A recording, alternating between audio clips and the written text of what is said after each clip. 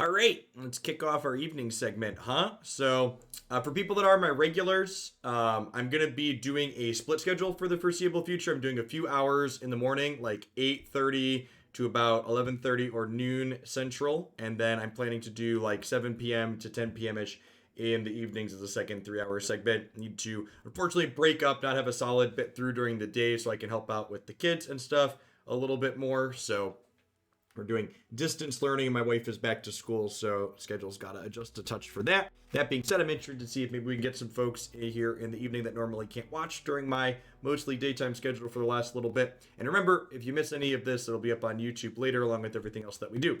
Let's dive on into our deck for the evening. We've got some more Misfortune, Gangplank, Aggro. I'm running back card for card the same list we had played before. So this is an aggressively slanted shell headlining Misfortune as one of our champions here. So very fantastic aggressive champ. Says 3/3 for 3. When allies attack, deal 1 damage to all battling enemies and the Nexus. Her level up condition is really tough. She has to see you attack 4 times to level. So usually the game is ended before she levels or she dies. Her leveled mode does end the game very quickly if you get to her. She's overwhelmed and she deals 3 damage to all battling enemies and the opponent when things attack. Our other champion's kind of the opposite of that. So Gangplank here, he's very easy to level. He says if you damage the enemy Nexus in 5 different rounds, and notably this is different than Misfortune, that Gangplank does not have to see you deal the damage. So just every time you're dealing damage over the course of the game, Gangplank is passively leveling. His leveled mode summons a powder keg every round or when he comes out, which lets your things deal extra damage. And then he has an attack trigger that actually lets you crack the powder kegs he's making. So his attack trigger deals 1 to all enemies on the Nexus. So closes out the game very quickly, especially with his having overwhelm on the level and the not leveled mode. The rest of the deck is kind of just like good Bilgewater aggressive cards. We got things like Jagged, Butcher at the bottom end of our curve. We've got Dreadway, Deckhand.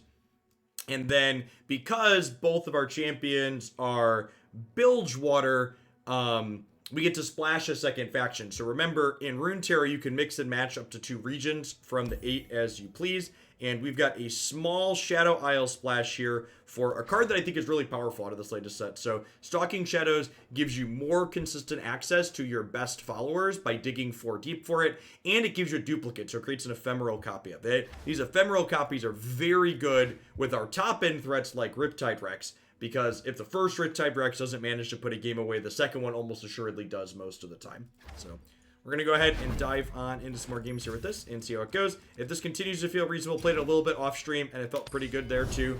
There's a good chance that this is in my lineup for the tournament at the end of the month.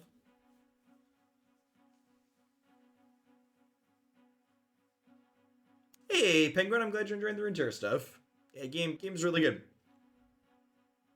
I'm going to be doing a split schedule for the next little bit and see how that works with both viewer feedback as well as how my wife feels with our family setup. So for the next week to 2 weeks at least, I'm going to be doing a few hours in the morning and a few hours in the evening. I was just watching you on YouTube and you told me to come here. Yep, excellent. And I'm hoping there'll be some of that. Like I know for my sub surveys that I send out every month that I have a lot of people that are gracious enough to like drop off Prime subs or pay for subs every month that largely just watch on YouTube. So I'm hoping that doing some of these evening segments will let those people enjoy some live content as well. Opponent's playing Mono Garen. Has a Shadow Isle splash. I wonder if they're playing like the Elite stack, but are splashing for Shadow Isle similar to like we are with Stalking Shadows.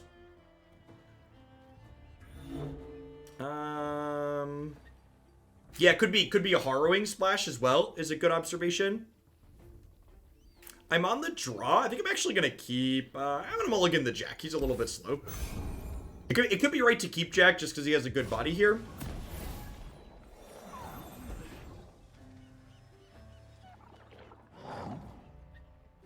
Hey, I'm glad you're enjoying it, Maro.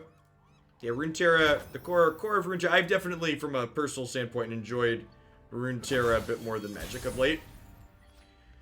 We get to bank this mana on turn 1, so I could have Warning Shotted and played a 3/3 right away, so I could open attacks on turn 2 here, but I think I'd rather wait, because there is a small upside should I have drawn a... In the event that I drew a, like, second Jagged Butcher, this Warning Shot could have enabled 2 of them. Hey, Quack, thanks for the 2 months. I have some beef with you. I downloaded this game, and I can't bring myself to play anything else. It is a little bit tough to poke back into Magic after experiencing Runeterra. You're not wrong.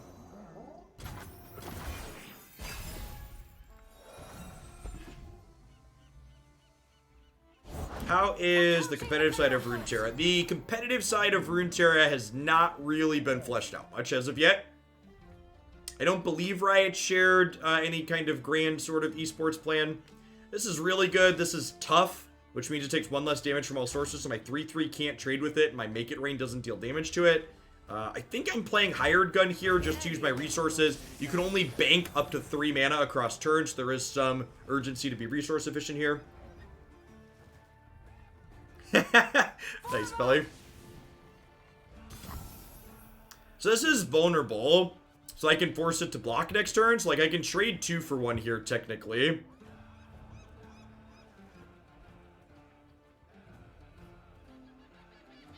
don't know if I really want to do that though. I'm just gonna take a hit for 3 for now.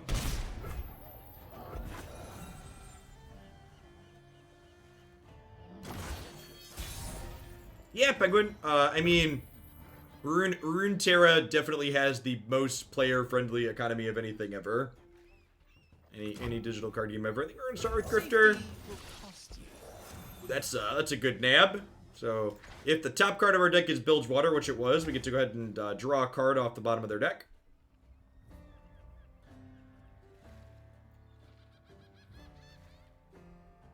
I don't believe I've ever played an Undying deck on stream.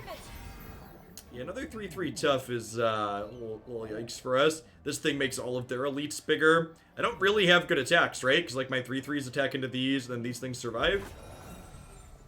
I get to play Gangplank next turn at least.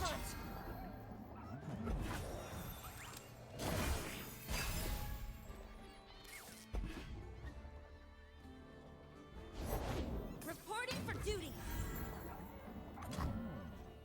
Neither the flames nor the depths can claim me, Captain. Okay, so he's nowhere near leveling, but his keg at least makes it so we deal a little bit of damage with Make It Rain. I'm gonna go ahead and Make It Rain now, so I get better information before blocking here. Hitting their face with this is a little bit sad, but it does at least mean that I trigger Gangplank this turn.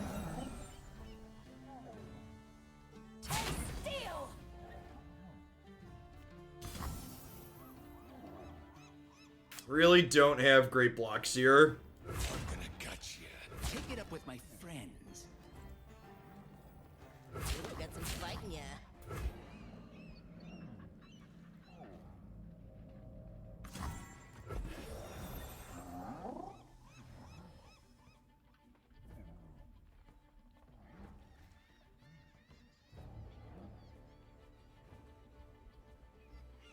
I don't know that their deck in general is an aggro crusher. The fact that they had triple Vanguard Defender against my deck full of small things is definitely a pretty brutal though. Generally speaking, my deck works. Our deck functions via being able to get into combat with things and like trade up multiple things for one of theirs. And the fact that like that's not possible when these things have tough is real rough.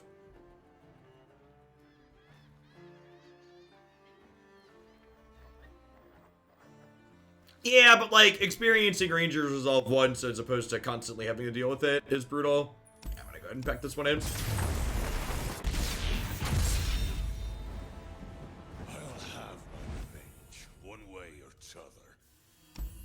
Yeah, there's some community run Runeterra events that happen pretty regularly, but no like big high dollar type things or anything like that.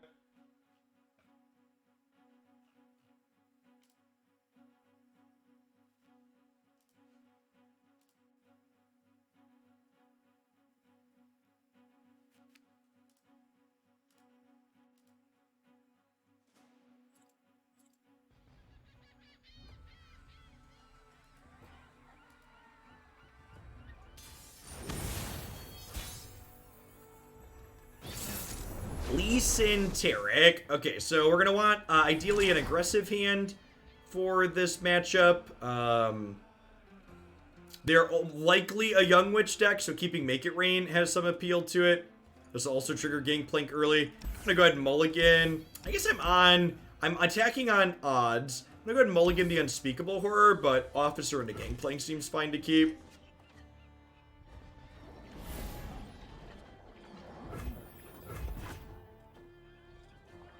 So again, both players play every turn in Runeterra, but the thing that rotates back and forth is who's attacking. So we are attacking on odds, which means when we're going up to an odd mana total, we're on the offensive.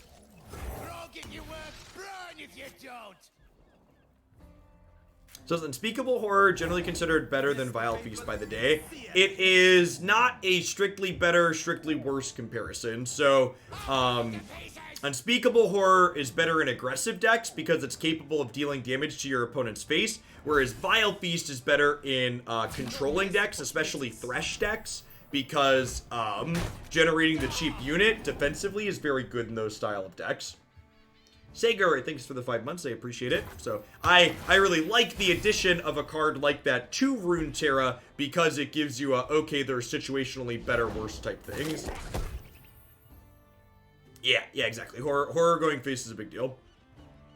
Okay, so that's a Swole Squirrel. Cute. So every time this strikes, it doubles its power. I think I play a Powder Keg here. Or this makes a Powder Keg, and then we can make it rain to, like, deal 2 and 2. Do you still run Vile Feast in Kalista sort of decks? Depends. You got legs. Use them.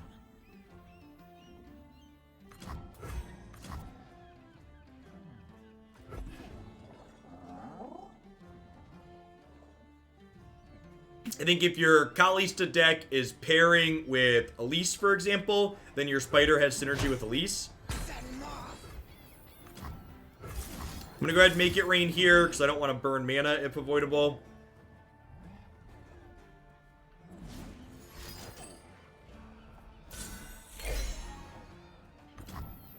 Ooh, this is actually a punish. So, Guiding Touch there. Had I done this inside of combat, my opponent would not have had a window to Guiding Touch. So I think that's just a mistake on my part there in terms of sequencing. My opponent was able to heal their thing because of the way I played that turn.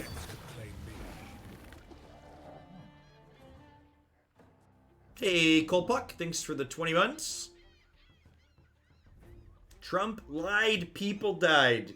That ain't gonna be the motto of 2020. I don't know what will be. Gonna make it rain again.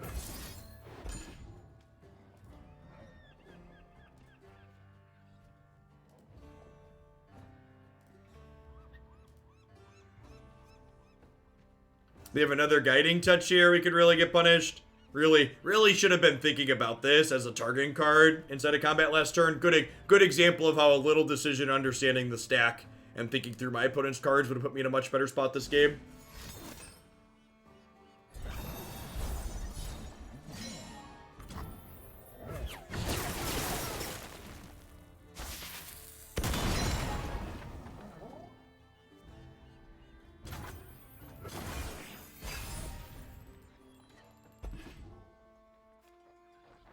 Our deck, for example, talking about Vile Feast versus Unspeakable Horror. Unspeakable Horror notably can trigger Plunder since it can hit their face, which is relevant with things like Riptide Rex. It's relevant with being able to level Gangplank, so a lot of value in Unspeakable Horror versus Vile Feast, specifically the deck that we're playing. Daylight warms the heart and lights the Evening Lego, yep. Who's ready for a show?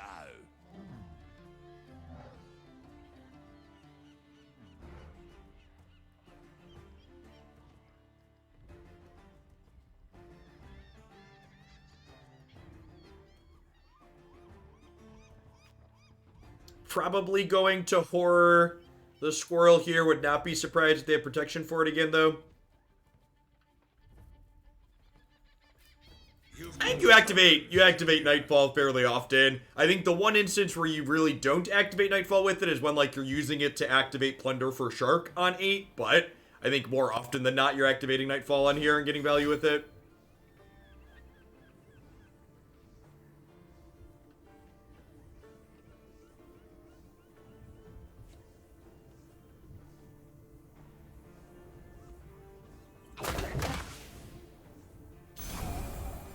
So I'm going to go ahead and block here with my 1-2, and now the onus is on them to do something. And then once they do something, I can respond. And if they don't do anything, I get to just trade my 1-2 for their 6-1 here, which is great. Yes, it is Bitter Blight. So for the next couple of weeks at least, Christy and I talked about it. I'm going to be trying an evening schedule.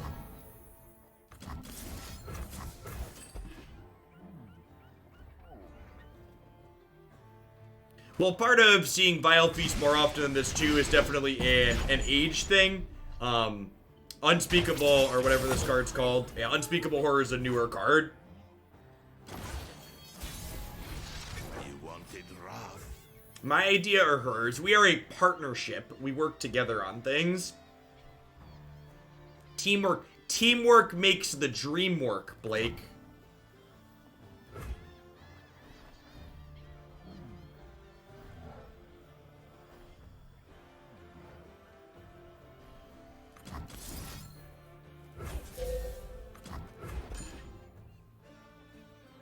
I can bleed. Unless your dream is divorce. You know, it's funny. I had to go pick up my current set of Invisalign trays from my dentist somewhat recently, and like it'd been a while since I'd listened to like the radio, and there was an ad on the radio for, I think it was like onestopdivorce.com that was like advertising getting divorced without lawyers, and I was like, oh god, the 20th century, 21st century, whatever century it is.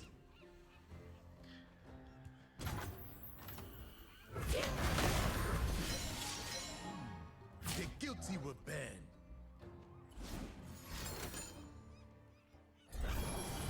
That's pretty good. So we get to deal a good chunk of damage here, but these are going to trade.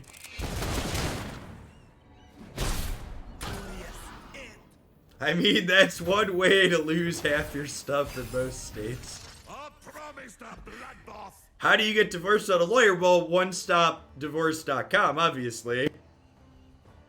This stream is not sponsored or endorsed by that service, and honestly, it probably can't be. I just thought the ad was a depressing commentary on society. Do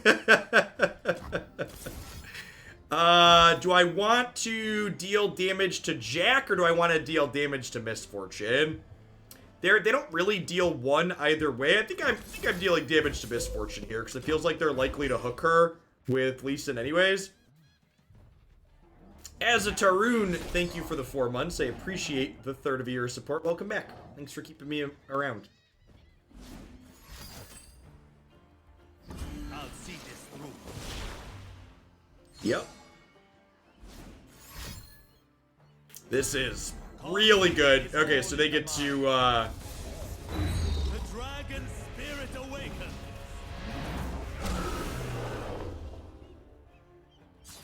My lands need me. Prepare yourself. our hand's pretty good here, at least. You call. I suppose this technically kills Lee Sin here, right? They'll be blown in the water. They take 2.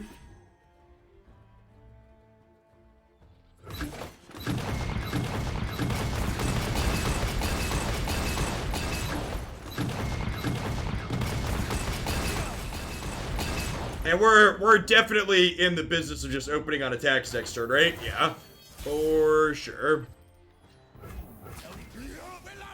They are playing Ionia, so we could see a stun here like Concussive Palm or Steel Tempest. Nope, just go into 2. Don't mind if it does.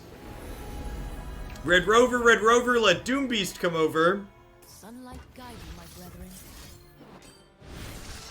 Just like we drew it up, chat. Brrr. Eh, let's not make jokes about that, Coldbug.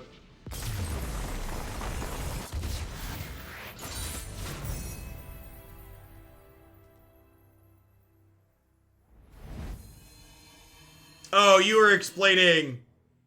I got you. I didn't time you. I just deleted a message. I missed your context, but sure. I apologize for thinking you were making a joke.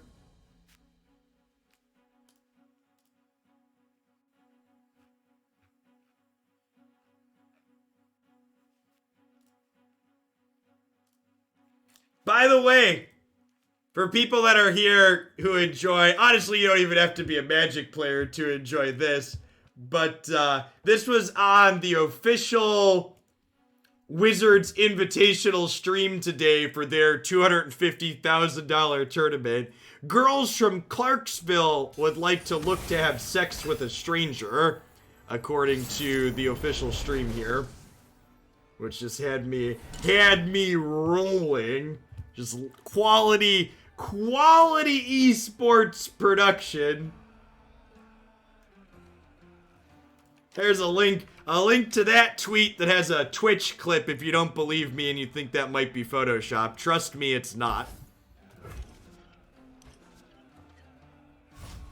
The how on that is because, for people who are unfamiliar, Wizards of the Coast is a small indie company who has not managed to implement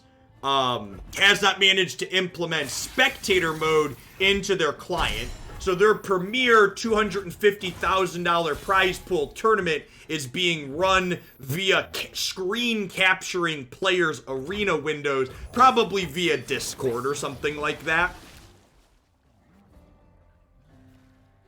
And like someone earlier was asking about esports plans for Runeterra, I would not be surprised that Riot, being the real esports company that they are, that they're waiting to really do their own esports push until their software is ready. So like, I kind of expect Riot not to do something like that until their client really supports it.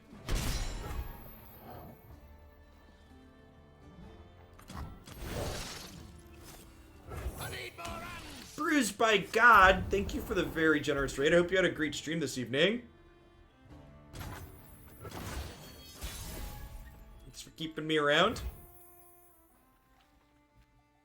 Thanks for the support. I think we just missed Fortune here. Getting her down early to try and get her leveling sounds good. She lets me blow this keg up and give me decent attacks than anything out they play here.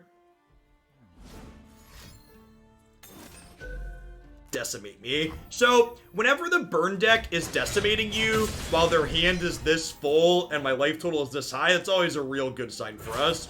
I could play this out pre-combat to get an attack with it, but I'd rather attack first and get the plunder trigger and play this out as a 3-3, because 3 power things are very important in this matchup for blocking fearsome units. Love ya.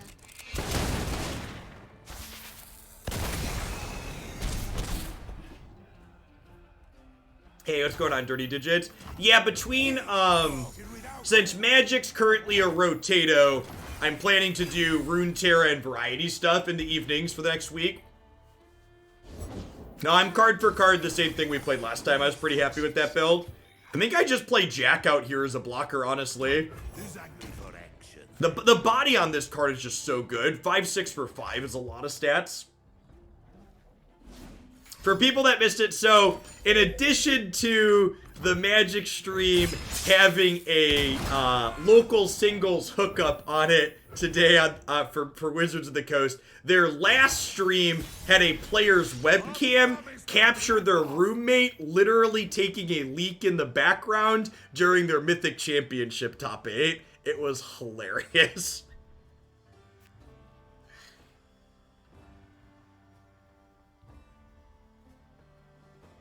Alright, so I gotta decide if I want to open attacks here or not.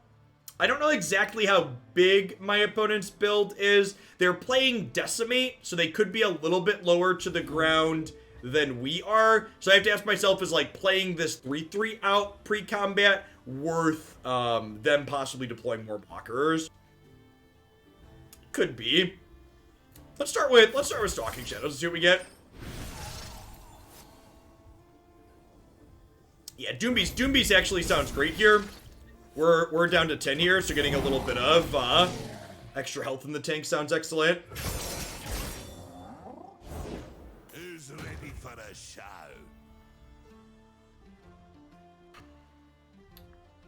So I'm at least attacking with Jack here.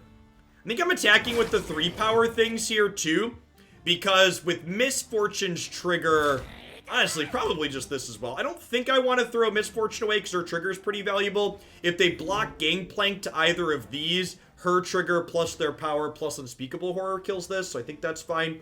Obviously, they could throw Jack in front of one of these, but if they're throwing Jack in front of one of these, he's not blocking my Jack, which is a pretty big swing. And they need to block something here, right? Because they're only at 12. Trying won't do any good.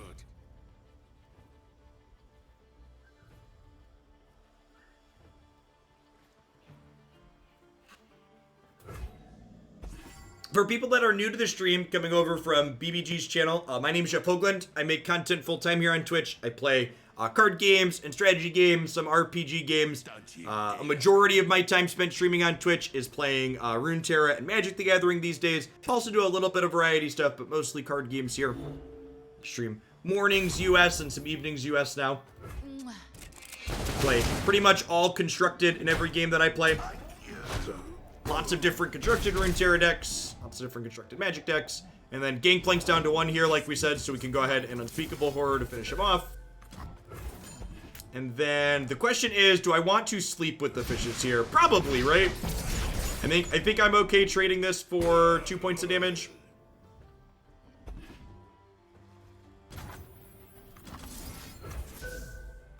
They're at 7. I've got another 2 ball in my hand here. This is 1, so like I technically have like 2-3 points of reach in my hand, and then like this is making another sleep with the fish next turn, so we could theoretically kill them next turn, right? We have 4, 3, and then 0.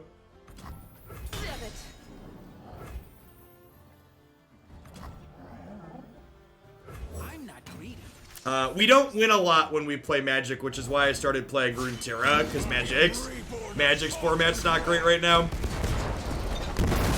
Okay, so that's a Gangplank. He's gonna attack and deal 2 damage to all of my stuff. So I think with that in mind, I probably want to sleep with the fishes here.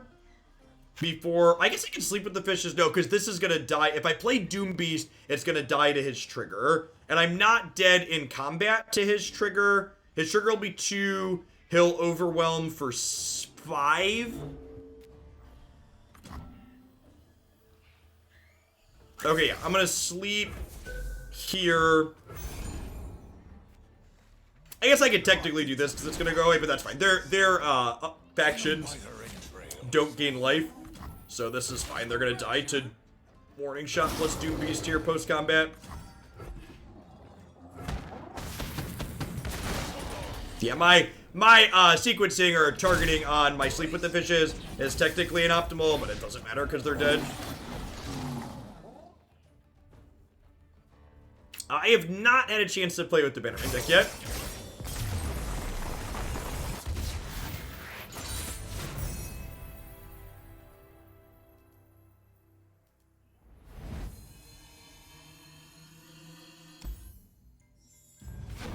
And the only full-time borrowed streamer you ever need. I have been enjoying our nostalgia trip, playing through some of that one.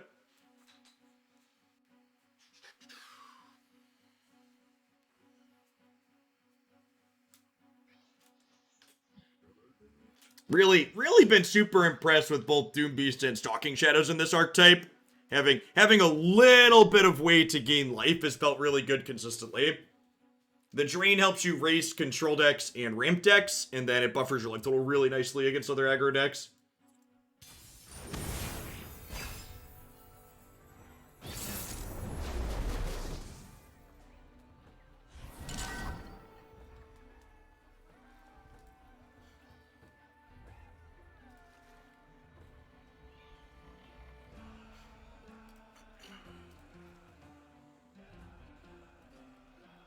Alright, looks like a similar matchup. I wonder if Mogwire, someone made a video on this deck recently. Honestly, Hired Gun's pretty good in the aggro matchup. I think I'm going to mulligan these two, looking for some other higher curve things to fill out with. Hired Gun's got a good stat line and give us some control over the board, which is nice.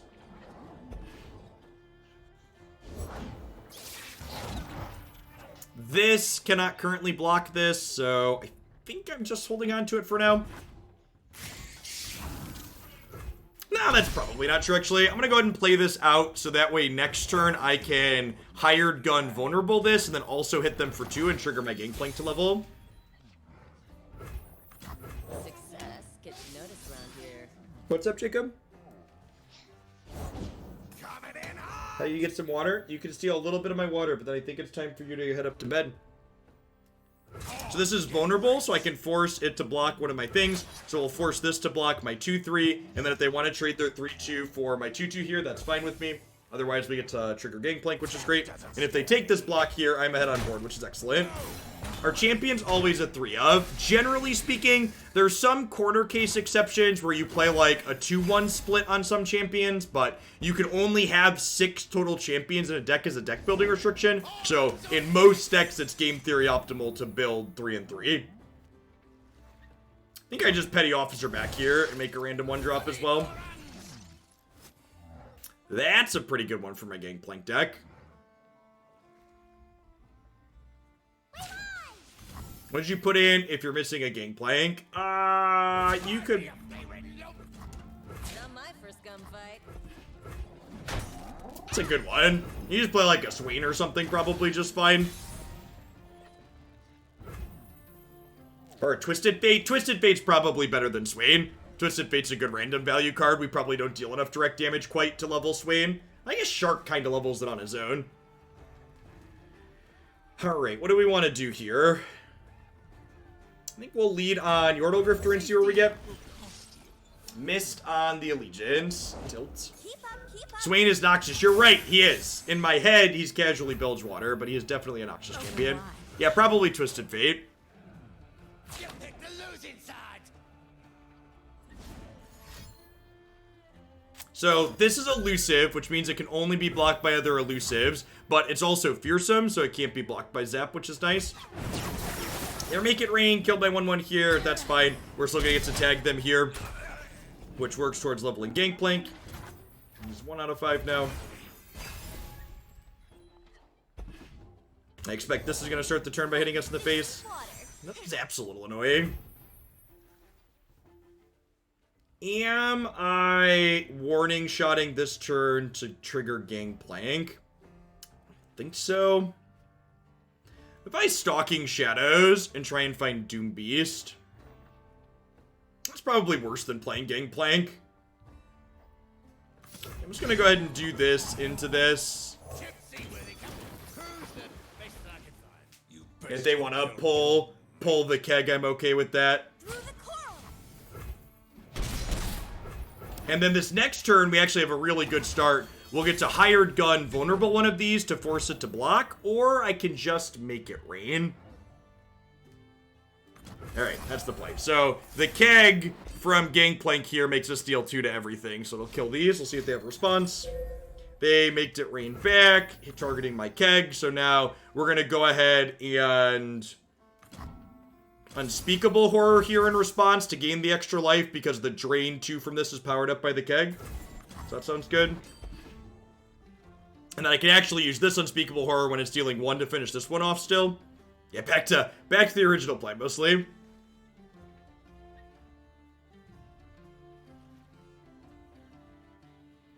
A good Garen deck. So there's just like a mono Demacia Garen deck, and there's also a mostly Demacia Garen deck splashing Harrowing, both of which have been going around. And the mono Demacia Garen deck is basically a precon. You basically just stack all the elites in it. If you check Mogwai's Twitter, he had a list up there that looked very reasonable.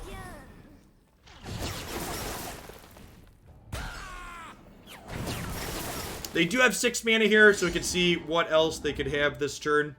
They could deploy something that's a good blocker. Fortune favors the bold.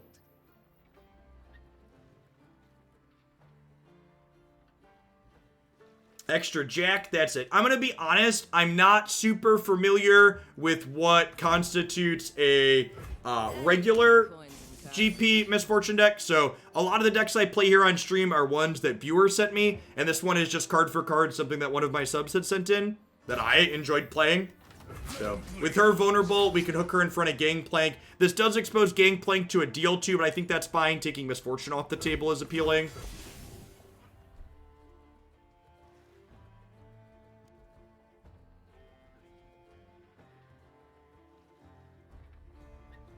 Is this build water burn? I guess I don't understand why that distinction matters.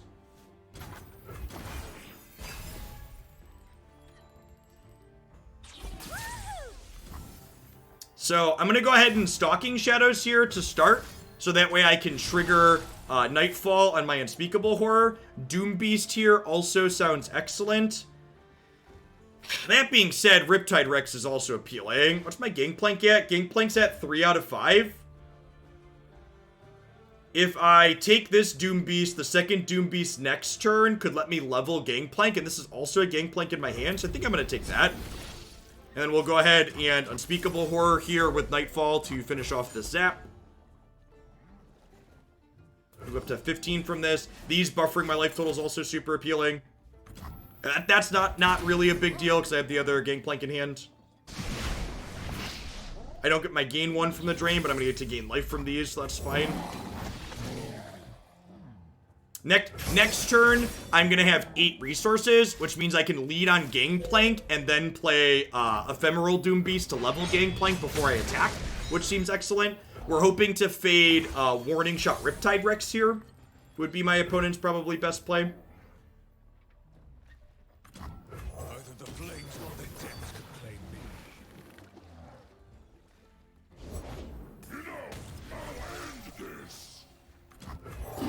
You'll end this. How about I end this? Bilgewater is mine and mine alone.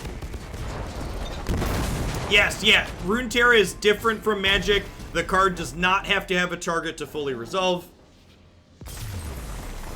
Hey, what's going on, Niv? Yeah, we had a very generous host from Born by God. I was signing off shortly after we went online. Hey, Evening Wanderer. To my regulars wandering in, I'm going to be adding a regular stream starting about 7 p.m. Central from now on. So we've been live with Runeterra for about half an hour now.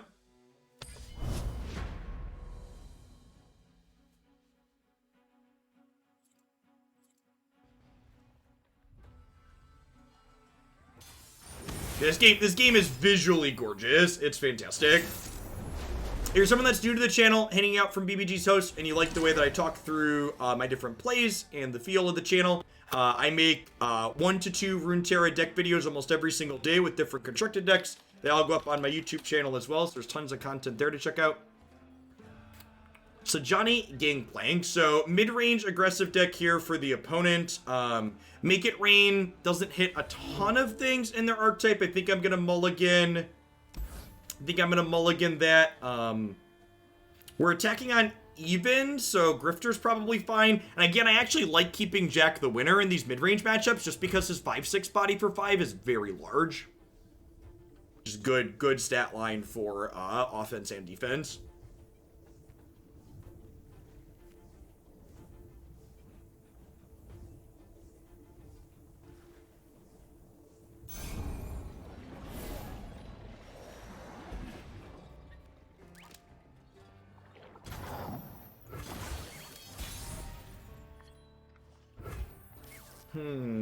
So I have to decide here, do we want to play a naked hired gun out, or do I want to drop Jagged Butcher? I think I want to hold on to the hired guns as an option to control the board a little bit down the line. So I'm going to go ahead and lead on Jagged Butcher here without the Plunder trigger.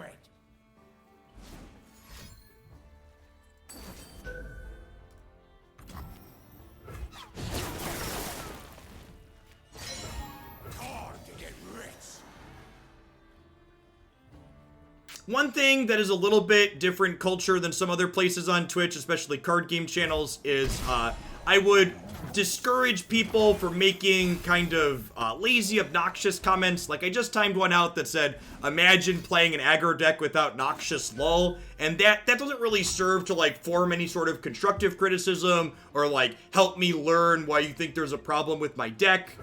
So, like, criticism of what I'm playing is welcome, but I would encourage you to make it constructive. If you think I'm playing a card, or I'm not playing a card that I should be, or a card that we're playing is bad, try and provide some logic or reasoning behind it. Help me understand why you feel the way you do. Don't just drop your pants and take a dump on what we're playing. A lot of the times, the decks that I'm playing are viewer submissions, so my goal is to help people learn and improve their decks as I play. They're out of resources. Do I just take the opportunity to make it rain? Oh, I don't have a keg because I was a dummy and summoned a 1/1.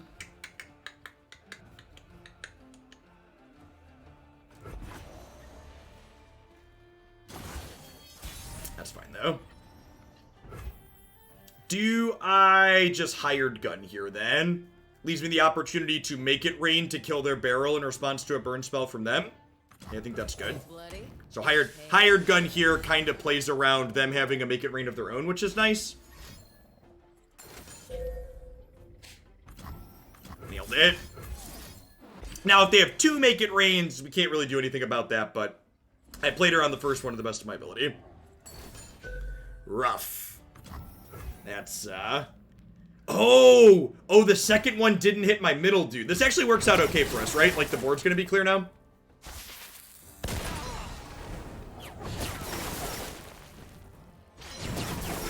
Yeah, I think, the best comparison of the Noxious build versus, this Shadow Isles configuration is that, our deck goes a little bit bigger and has more consistent access to things like Jack and Rex, as opposed to the Noxious build trying to run people down before it really gets to that point of the game.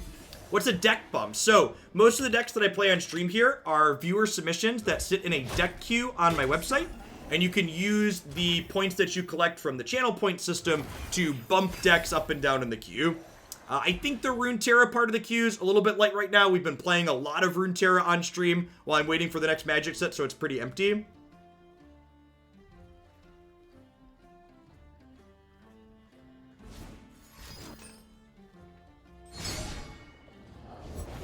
I think we just go ahead and play Yordle Grifter out here. It's kind of like tempo negative trading this for this, but I think that's fine. My opponent's mostly out of cards at this point. You don't want to cross me.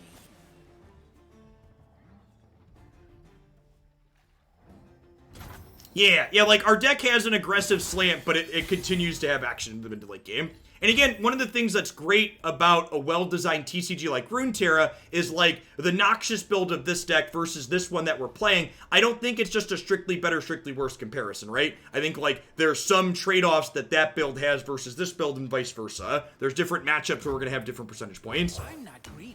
My friends, though. Tall as a mountain and covered in ice. Should I just offer to trade these off here? I feel like trading these off is probably okay for us. Heavy pockets, huh? Is he a shark person? That's a good question. It looks like it. He's definitely got, like, shark-like teeth here in the artwork. But he's, like, superhuman. He's, like, super humanoid, I guess I should say. Oh, does he have a tail? He does have a tail, doesn't he? But he's, like, legs and arms with a shark tail on it. What's going on, LaShawn? Yeah, nighttime streams are going to be a regular part of my schedule moving forward.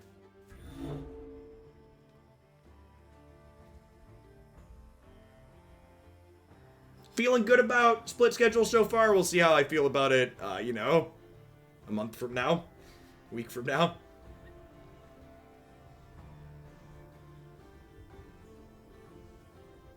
Ooh.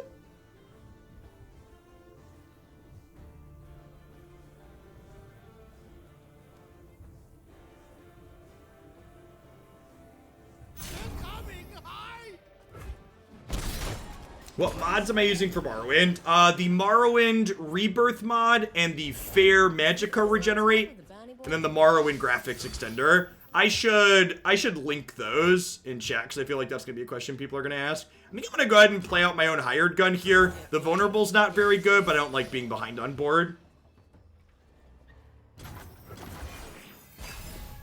Gangplank is 3 out of 5 here, and I have 2 warning shots, so I can warning shot to trigger Gangplank on their turn here, and then I could warning shot him again next turn to level him up before I attack. Their Sajani is getting ready to level here, though, which is kind of scary.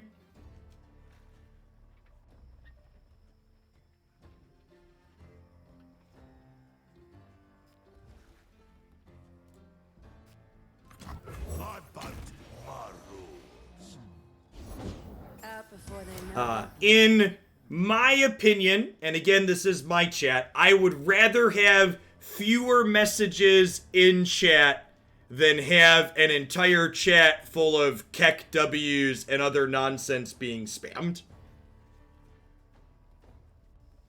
And generally speaking, we don't really have a problem with having a flow of messages in chat, so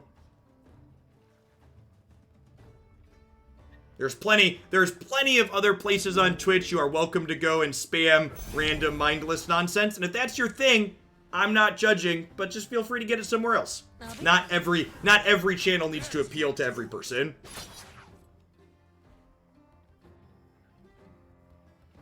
Bristle, attack. I am really confused. Oh, they're gonna hook this one, because this is also winnable. That makes sense. Time to make some coin.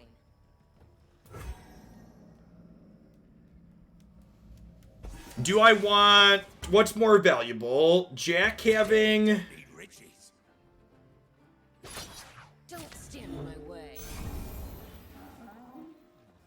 I think I want to keep my life total higher and let Jack take some damage here. Jack's going to get frostbitten by Sejani here because she's going to level from this. So it doesn't kill this, but I think I want to keep my life total up here.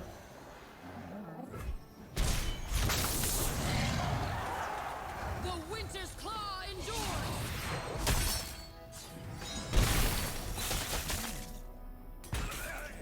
Son of a...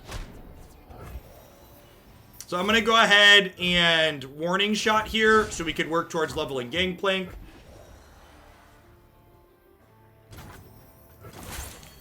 If they have a warning shot of their own or a way to trigger Sejani, we could be in trouble. Well, that was the best draw on our deck. So let's go ahead and do that into this. Wow, that is unlucky. R and Jesus take the wheel.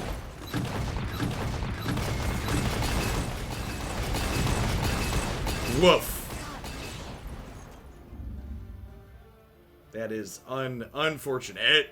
So he fires off 7 shots at random. We were hoping to get 2 to land here, but it is what it is. Yep, parlay hits me, triggers this for frostbite. I don't think I want to sleep with the fishes here. Bilgewater is mine and mine alone. Only corpses of a Oh, that's just the game, right? This was not a very good example of why I tend to enjoy Runeterra on average.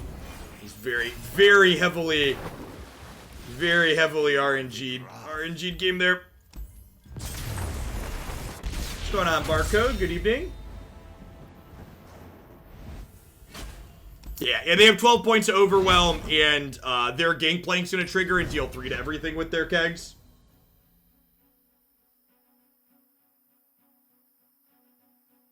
She did pass a critical skill check. Yeah, if two of those things had hit their Sejani, I don't think we can lose that game.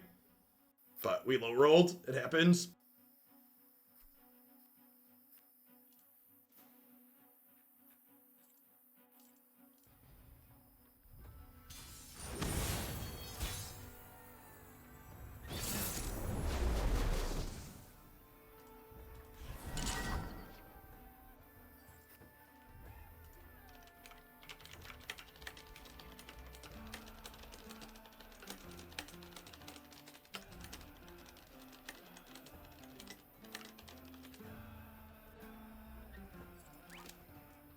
Opponent is playing possibly a mirror. Fury Squirrel looks like there's been a lot of Bilgewater aggro today.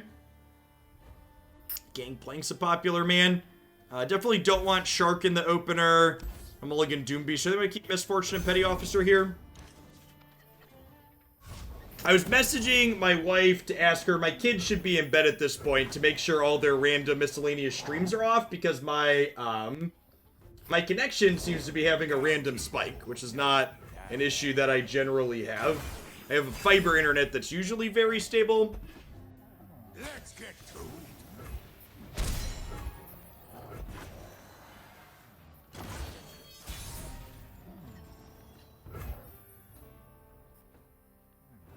I am 29.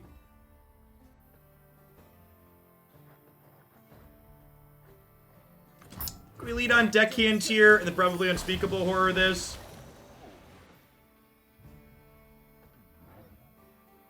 Okay, it isn't hitting on your end. Yeah, my connection's not dropping to 0. It like keeps fluctuating between like 5 Mbps and like 7, so that's good to know. I appreciate the feedback.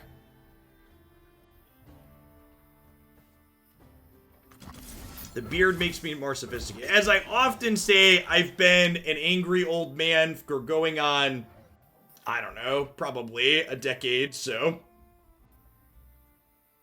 Having 3 kids and no hair will age you. That's rough.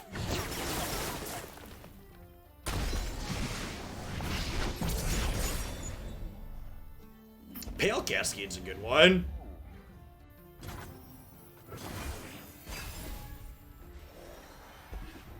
Are they open on attacks here? Get bloody. Nope. Get paid. Think I want to just Petty Officer to go wide with blockers here. It's a pretty good hit. I shoot. So it says vulnerable, so I'll probably see this get forced to block over here. Not surprised to see that stay back.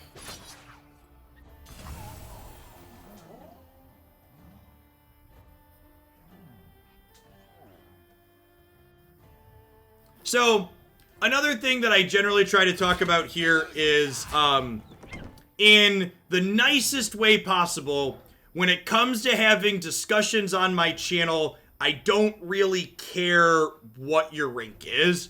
So, in my opinion, if the only thing you can say about why a decision is a good decision to make is, well, I'm good at the game, or well, I have experience, like, that doesn't communicate why your position is good, right? It's what's called an appeal to authority. And while appeal to authority can be valid, they definitely don't allow for or generate discussion. So I'd prefer in general to stay away from those, because they make it hard, at least in my spaces, to make it, because they make it hard to like help people understand where you're coming from. Because even if you're right, the goal isn't necessarily whether or not you're right or wrong. It's like to be able to have a conversation and help people learn. So they have 5 as well here. Honestly, I kind of just want to play like Jack out and like get a big booty into play. This could be appealing too, though. Maybe I just like Grifter into Unspeakable Horror this. Peeling their shark is real good. You best hope they'll do, mate.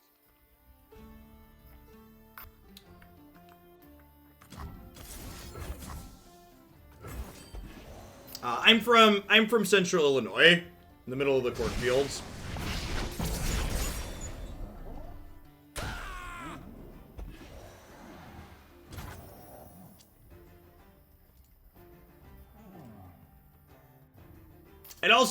I'd also encourage people that are new, like, timeouts aren't a big deal. Timeouts don't mean I'm mad at you. It just means I know you're smarter than that and can do better. I'm disappointed. I believe in you, chat. You are capable of great things, and I expect great things from you. See? I think we just block here. Get this half dead. Gets yours. Oh, yeah, that's a good point. I should have pulled their keg there. Sorry, I'm talking to chat at the same time. You're right. Thanks for pointing that out. Definitely should have pulled their keg there. Gave them a freebie. We're at 6 mana right now. I think we're just playing 2/3 drops out here. And the question is, do I want to make 1 drops or do I want to make kegs with them? I don't really have anything useful to do with the kegs. I suppose I could make 2 kegs this turn and then Misfortune, and then this one turns into a Make It Rain, and that could theoretically kill their Gangplank. I don't actually hate that. I'm gonna play Misfortune to start and see what they do. I'm not greedy. My friends, though. I think I like that. You'll fight or you'll swim. And then next turn we'll go this into a second keg, and then we can Make It Rain. They have, like, double Make It Rain here. That's unfortunate, because I'm not going to have that.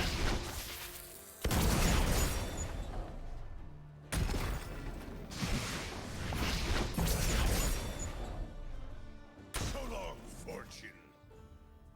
Yeah, I think your assessment there is accurate, Autofilled. I think you're right that the deck that I am playing is less aggressive than the Noxious build. I agree with that. But I think being marginally less aggressive has benefits in some of these other more mid-rangey matchups. It also has benefit against the aggressive decks when you, like, live to get to that Rex part. And because we're playing explicitly Doom Beast and things like Unspeakable Horror here, we, generally speaking, have the tools to live to get to that point, in my experience. Nothing like a stink of blood and sweat. Get to work. I'm going to attack with 2 4/3s here and see what they do, I think. What's the rush, huh? This game, Justin, is the most gorgeous digital card game I have ever played. It's also incredibly free-to-play friendly and plays on mobile.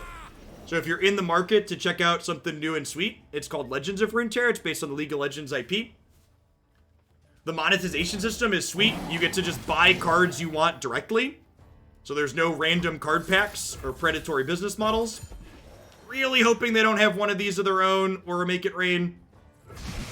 Alright, that worked. Okay, if this didn't work, we were probably dead to their Gangplank, but I think we have a shot now with Warning Shot and Rex here in hand.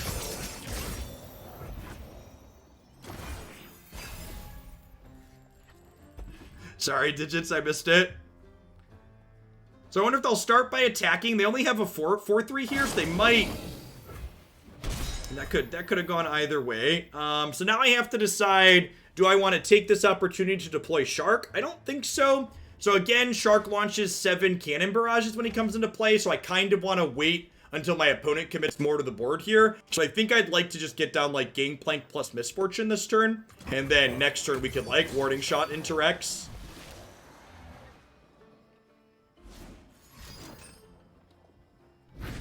Oh, they're gonna Rex me back. Sure. That's fine.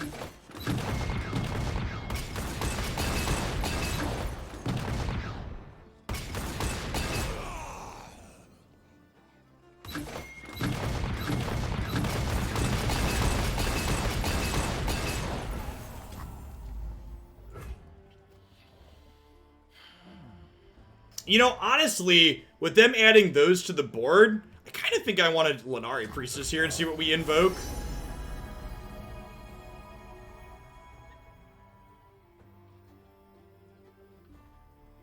My hand's kind of full, which makes Living Legends less appealing. It's gotta be Living Legends, right at the point of the game we're in.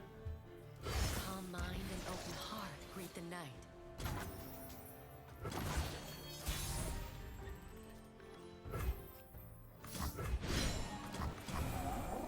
They'll be floating in the water.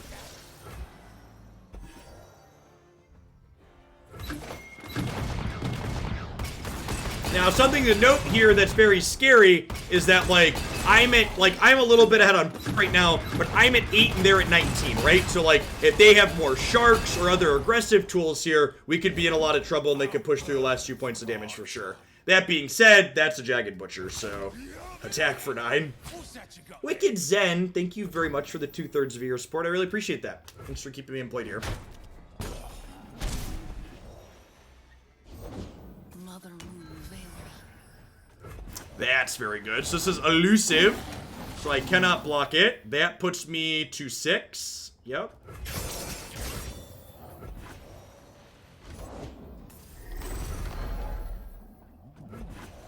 Yup. This has Overwhelm. You were misguided.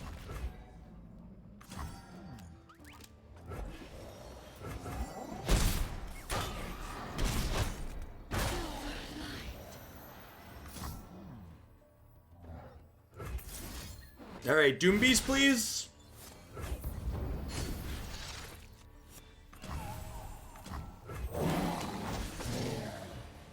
Dying Slowly TV, thanks for the 14 months. Welcome back. That was an emote. Your emotes are customizable, so part of the reason why the core game for this game is so incredibly cheap is because they largely monetize via gorgeous cosmetics that include game boards. Like you see, my opponent and I each have our own custom game board. There's emoticons like this. It's my favorite archetype in Legends of Runeterra. There's definitely, I'm a sucker for mid-range decks, and there's a ton of sweet mid-range decks in this game.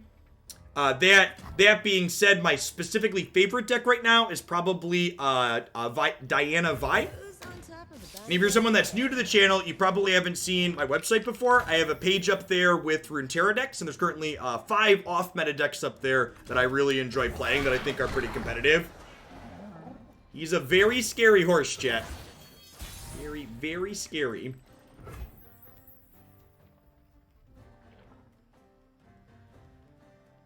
Is there anything in their shards that deal 3 to me here? Probably not. I think I start by Living Legends, right? Because this is burst and see what we get. So this fills my hand with fleeting cards, which means these cards go away at end of turn. That's a Cosmic Inspiration. Well, I think we start with that, right? This just makes everything +2/+2.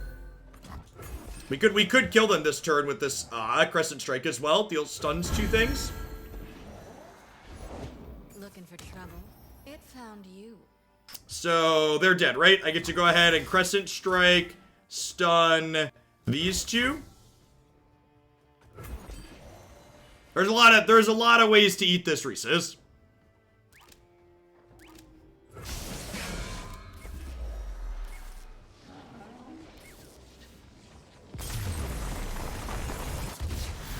A lot of good ways to eat this, Reese's.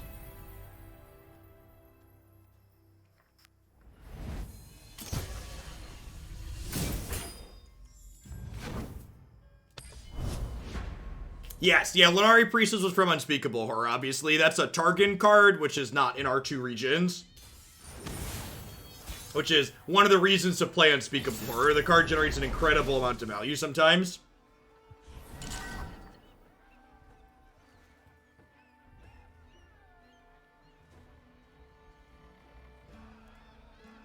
Lulu Shen. So something aggressive. Definitely not in the market for Riptide Rexes in the opener. Deckhanded Petty Officer is probably fine. The kegs can be useful in this matchup if we find some Make It Rains or something.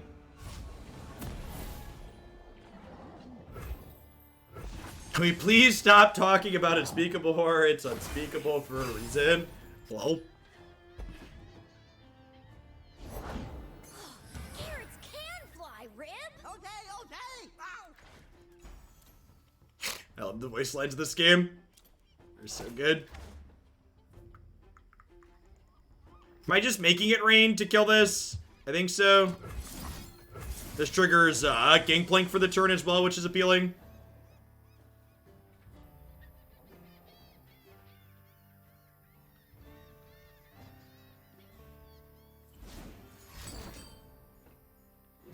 So, like, getting the Ranger's Resolve trick there, where they get to make this tough to save it, like, feels bad in a way, but, like, Ranger Resolve is such a powerful combat trick that, like, getting 1-for-1 tier by it feels like kind of whatever. I don't have any other damage dealers in sight, so I'm just going to have Petty Officer make a 1-drop instead of a keg here. That's actually a great one to hit, because it's elusive, so it can block the Young Witch. Their spirits and their swords. So, Young Witch has a mechanic called Support, where she powers up the thing directly next to her when you're attacking. The way in which you order your things in combat matters in this game. And she gives the thing next to her quick attack and 1 extra attack, which is very powerful alongside the Challenger mechanic, where they can force things to block them. So I would not be surprised to see this hook my elusive here. Really have any great plays this turn? What's going on, Gix? Yeah, streams at this time are going to become the new normal for the channel for the next little bit. So my favorite champion, lore / personality-wise, I really like Lux from both, honestly. She's a sweet card from both lore and personality. I love that she hums This Little Light of Mine. It's very adorable. Speaking of very adorable, hello, princess. How are you, baby girl? How are you? You want to say hello to the internet? Yeah, you put the camera too low. There you go. There she is. This is Haley. How old are you? Oh, you think I'm loud? She thinks I'm loud, chat. I might be a little bit loud. I think we block here. Damage persists across turns in this game. This has a barrier, so we're not trading right now. Your bow is very pretty, baby girl. There's a lot of colors on screen in this game, I know. She's like mesmerized. Haley is currently mesmerized by Runeterra. Alright, so I think I start the turn with Hired Gun here to make Shen vulnerable.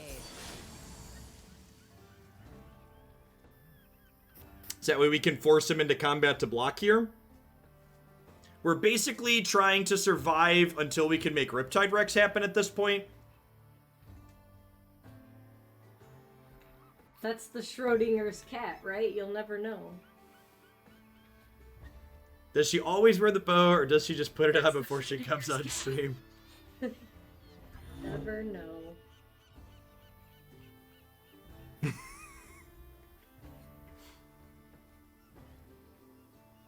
You're sitting up very well with the support of your mother. Good head control. Little bobbly. Little bobbly.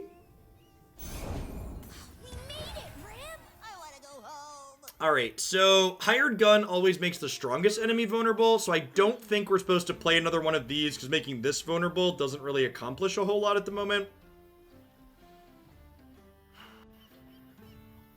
There are no streams in the house, FYI. Okay, yeah, it must have just been. That's fine. People said it really wasn't affecting them at home, so... Even when you said that, like, the only thing streaming was Netflix on 2 devices. I guess Jagged Butcher's okay here. I definitely don't need another Riptide Rex, right? You always need more Riptide Rex. That's actually kind of true. If we find some ways to trigger him, and I have this 1/1 that might be able to trigger him. I'm still a lot of turns off of playing it, though. We're only on 5 mana now, and this is an 8-drop. I'm going to take Jagged Butcher for board presence. Let's go ahead and He's gonna regret that. attack with these two. We'll force this to block here. It's going to trigger my Crack Shot Corsair.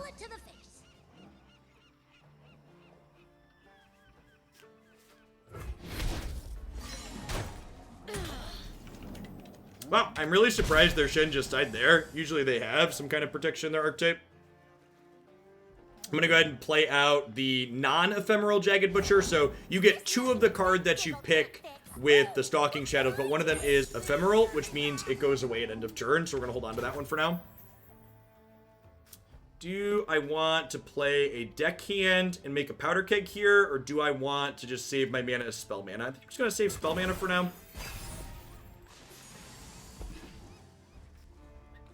Unspeakable Horrors, not a bad draw. This can kill a Young Witch, which is nice. With me.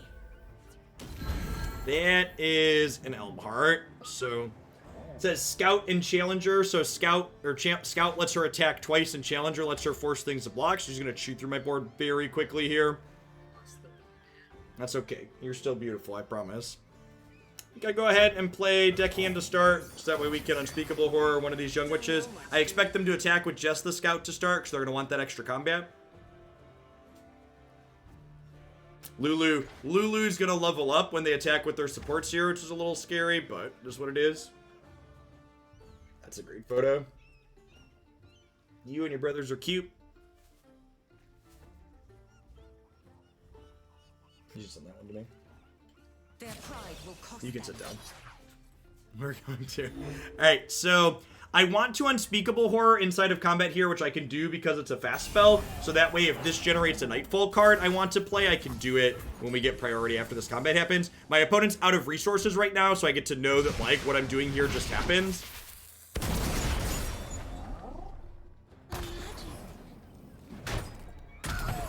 So sticking an Onlooker actually isn't a terrible pull. This gets +2 attack until end of turn, so I can play this out as a 4/1 blocker, which is like pretty reasonable on the board, all things considered.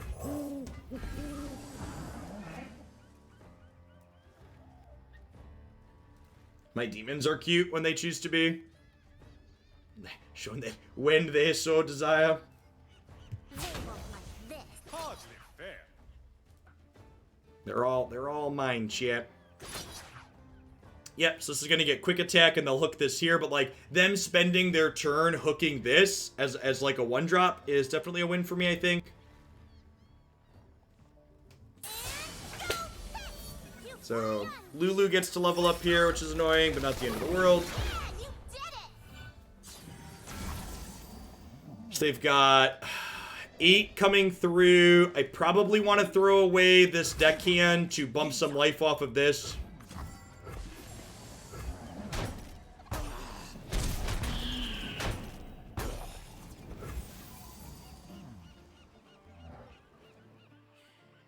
I think I just pass and bank spell mana here again. We can save up to 3 mana across turns of spell mana. It's super unfortunate this is turn 7 and not turn 8. Although I guess I don't have a way to trigger Plunder for the Shark anyways at the moment. So I guess that's not really a big deal. Gangplank's still a little bit away from leveling. What am I doing this turn?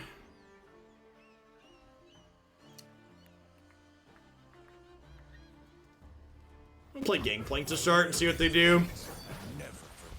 Well, I forget everything, don't I, Pix? Oh wait, I lost him. So every turn, leveled Lulu creates them a spell called Help Pix, which either makes something vulnerable or gives something a barrier. So I expect them to help Pix give something a barrier here. They're protecting their Lulu. So part of the reason why I sequenced Gangplank first and Hired Gun second is if I would have Hired Gun first, they likely would have helped Pixed the thing I was Hired Gunning, which I'd prefer they not do.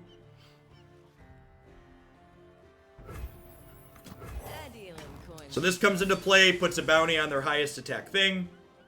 I can trade Gangplank for this now, which I think is ideal, because otherwise this is going to kill 2 of my things next turn. Still pretty far behind here. I basically need to draw a warning shot to trigger Shark next turn, but if they start the turn by attacking, that might not be enough here. Yeah, Riposte gives us a barrier till end of turn, so their thing's going to live and mine's going to die now.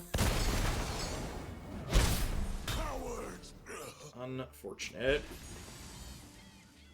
If they start the turn with the scout attack and I draw a warning shot, we could be okay here. But yeah, another Riptide Rex. This card's very powerful when you can trigger the Plunder, but when you have a draw that lines up a little bit awkward like this and you're unable to do that, definitely doesn't look great. Oh, that's a good thought, Niv. I could have just attacked with this to trigger Riptide last turn, huh?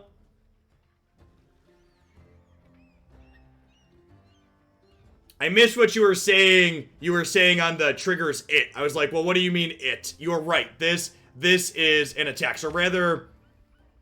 Oh, I only had 7 last turn, right? Okay, so if we make it out of the turn with this, we could Shark them next turn. That still seems unlikely.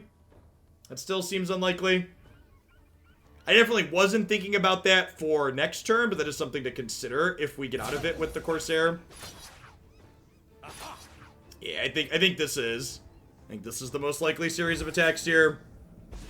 But I wouldn't be surprised if we get rallied and die.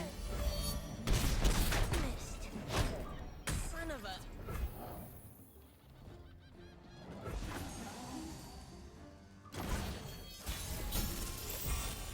Warning shot! Warning shot!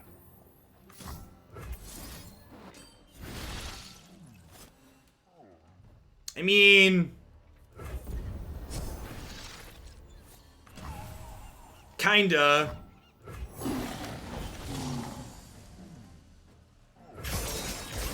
It's like warning shot adjacent. Safety requested. Okay, that's a playable unit here, which is decent. Get him, Pix!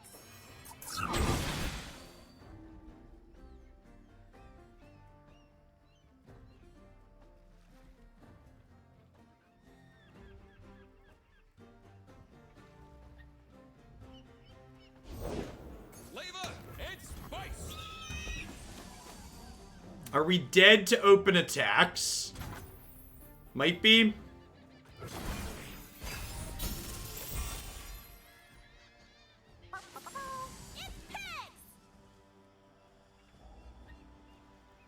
Oh, this is vulnerable. God bless America.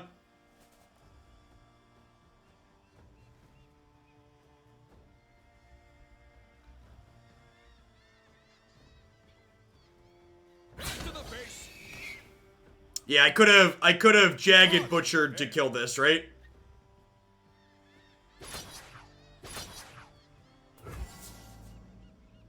Yeah, this is one over. Yeah, are they gonna talk themselves out of this attack? Okay, they're just barriering her, and they're gonna kill us. So, no guarantee that I survive here if I would have pulled the vulnerable last turn, but definitely should have pulled the vulnerable. Wouldn't be dead to opens if I pulled the vulnerable.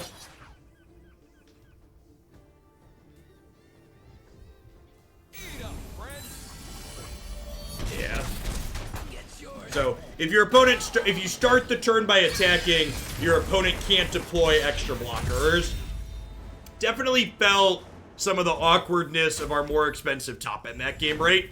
Maybe it would have been okay if I had pulled their vulnerable scout, but still in kind of a medium spot, depending on what the shark rolls.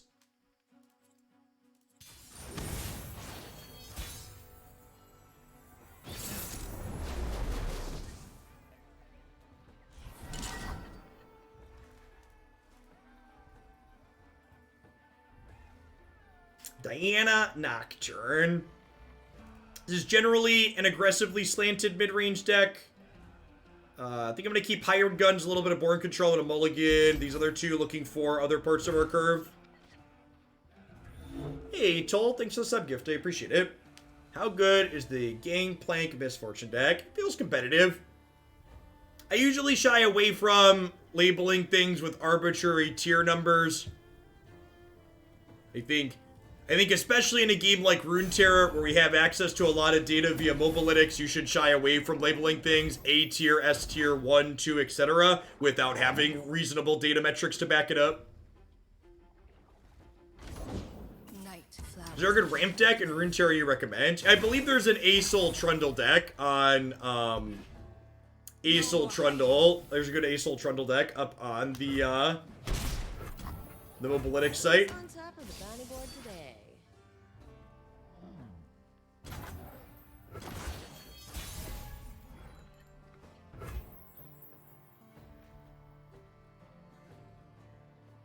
How do you approach the mid-range decks versus mid-range decks? Just, I'm uncertain what you mean by just go deck by deck.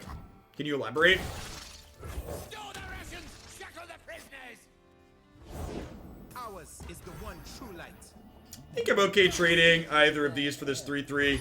So we'll attack here, force this to block. Remember, blocking's 1-1 only in this game. So if I force their 2-1 to block by 2-3, they can't also stack the 3-3 on it. No mercy for heretics.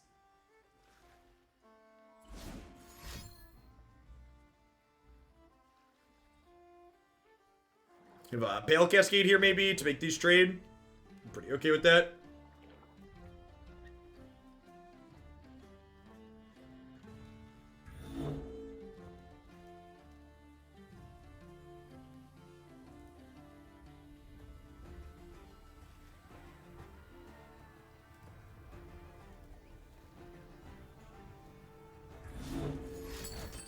Okay, what is this? This deal one to something maybe? They have an unspeakable horror perhaps to kill this. Okay, and this is actually a really good horror here because it keeps me off of triggering my Gangplank for the turn. But all in all, the board's fully traded here. I feel like as this matchup goes long, we're probably more likely to win than our opponents by virtue of Riptide Rex just being a pretty big hitter. That being said, if my opponent has some invoke cards in their deck, like Lenari Priestess or Solari Priestess, that dynamic could change. Thanks for being here, DJ Squareface.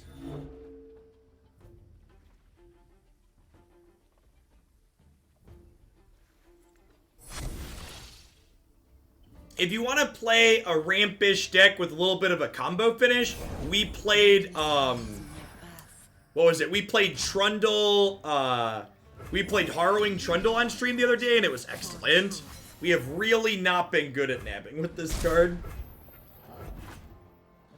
This card has Allegiance, which means we get to nab only if the top card of our deck is the same region. I think we just hired gun here to make this vulnerable, so that way we can force it to block here. That also, playing this first enables Nightfall for the Doom Beast, so we're able to go ahead and play this to drain them a little bit, buffer our life total back up. Yeah, the Trundle deck was really sweet. I want to get back to that one before long if we can.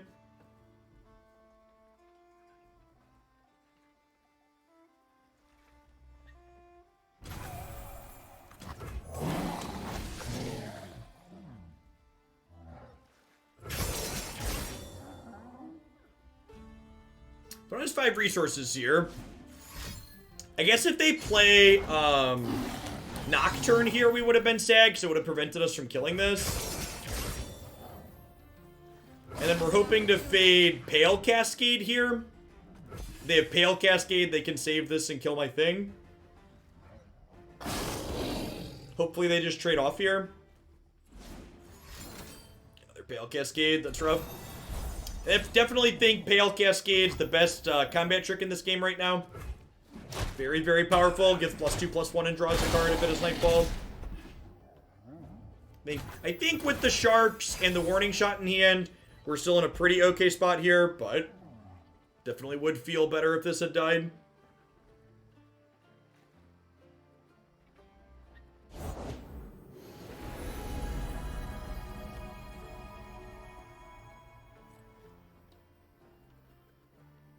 The way some of these games have played out so far today, something someone had mentioned last time we played this deck is trying it with Twisted Fate instead of Misfortune, like being a little bit more mid-rangey, and I kind of don't hate the idea of that. Love snagging Yordle Grifter here, because Yordle Grifter makes me more Warning Shot, so I'll have Warning Shots to enable both these Rex. Safety will cost you. Hey, that'll be an elusive for us, so we can block their elusive eventually. Well, I guess this keeps vulnerable, so we can challenge that in combat. Evening Abysmal. These are both elusive, so cannot block them currently. Maybe I should have Unspeakable Horde to kill this.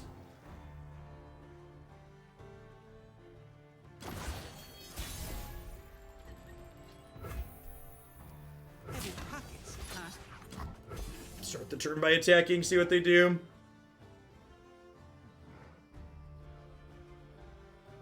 I think I probably want to Doom Beast this turn to buffer my life total up so we don't get, like, punked out by them having a lot of aggression. Evening Abysmal. Yeah, this is definitely my favorite card game right now. The core game mechanics are great. Really hope this one can have a consistent player base and be around for a while. I've enjoyed having it in my mix of content a lot.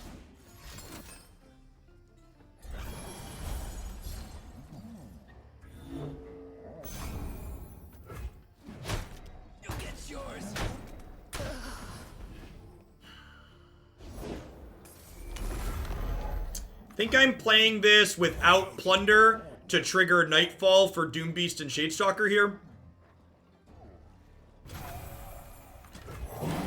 And then the hope is that with this and this, my opponent doesn't feel comfortable opening on attacks next turn, and then we'll get to Warning Shot Rex before attacks. Even if they do open on attacks, like this blocks here, and then we Warning Shot Rex for a pretty good board state.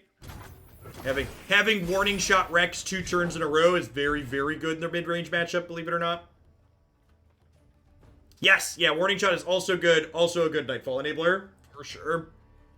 Enables both Plunder and Nightfall, like the keyword, both keywords that we're playing.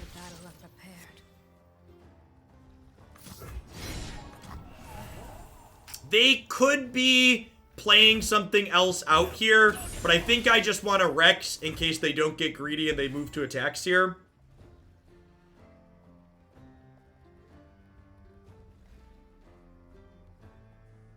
So this wipes out their board and deals 2 to them. Like I mentioned earlier, I think as the game goes long, in this matchup, we're more favored, especially when we draw Riptide Rexes for board states like this. Opponent does still have a lot of cards in hand and a bunch of resources, so they're not on empty here, but they're behind. The artwork on this card is also absurd if you haven't seen it before. Just truly, truly phenomenal. I love the artwork IP in this game. Do we catch the third Rex? Do they concede before? Then usually they concede before the third Rex, but we'll see. That's a pretty sparkle fly. It's a pretty sparkle fly.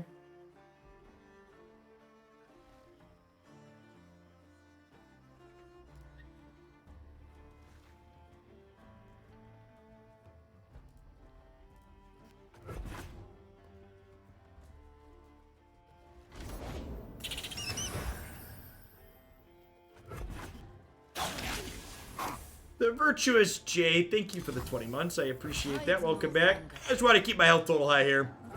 I don't think there's any reason.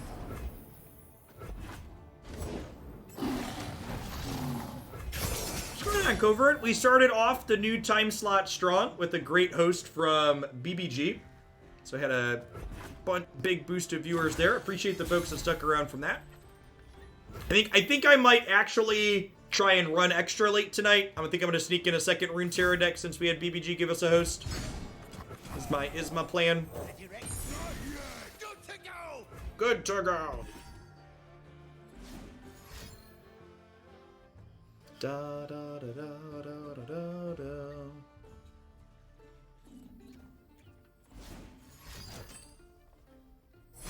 Ooh.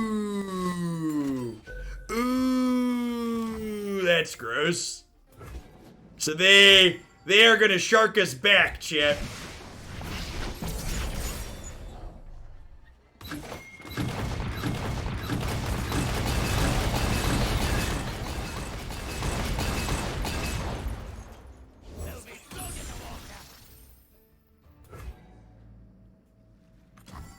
Now, their shark is ephemeral, so they don't keep the body, but they do still get to blast my board away here. So, because their shark goes away at end of turn because of the ephemeral, we're just gonna pass here. Yeah, we might live to see the third Rex play here now.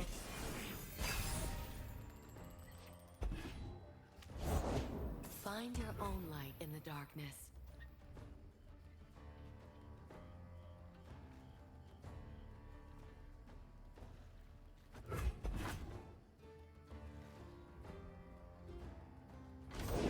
The moon approaches her zenith. May her silver light enshroud us.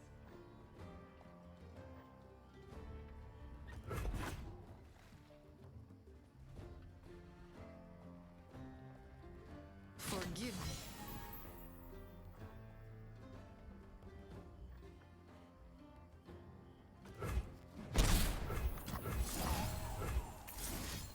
So, some of these decks play Atrocity, which sacrifices a unit to deal damage equal to its power, so they do have a little bit of reach baked into them. It's gonna put my opponent to 4 and give us a pretty good open attacks next turn.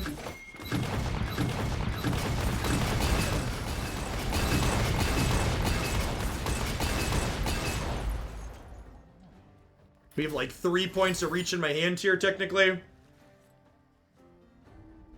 Hey, Sniper, thank you for the entire year of support. I really appreciate you shipping your Prime this way again this month and keeping me in play. Let's get your sword to go with that shield. Thanks for keeping me around.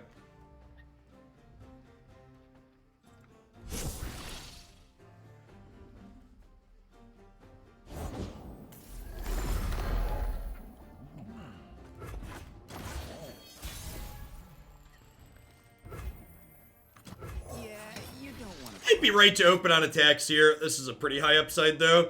I guess they're technically dead here, right? And follow no false light.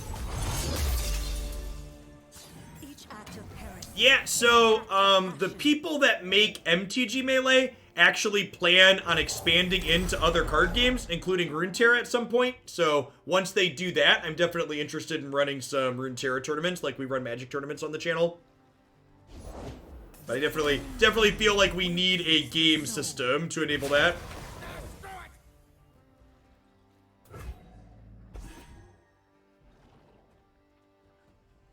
I think they said they're hoping to support other games by early next year, so hopefully not too far off from that. We technically have lethal in our hand, but no reason to be super aggressive with that. Ignorant thrall.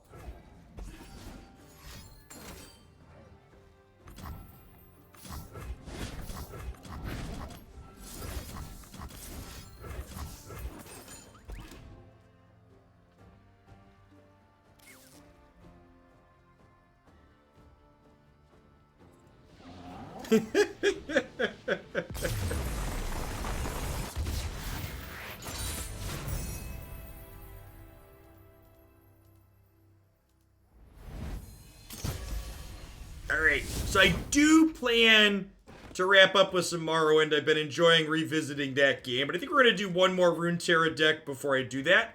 I'm going to hit a quick ad roll while I get the next deck that we're playing uploaded to Mobalytics and tweet out that I'm doing another deck. What do I feel like playing?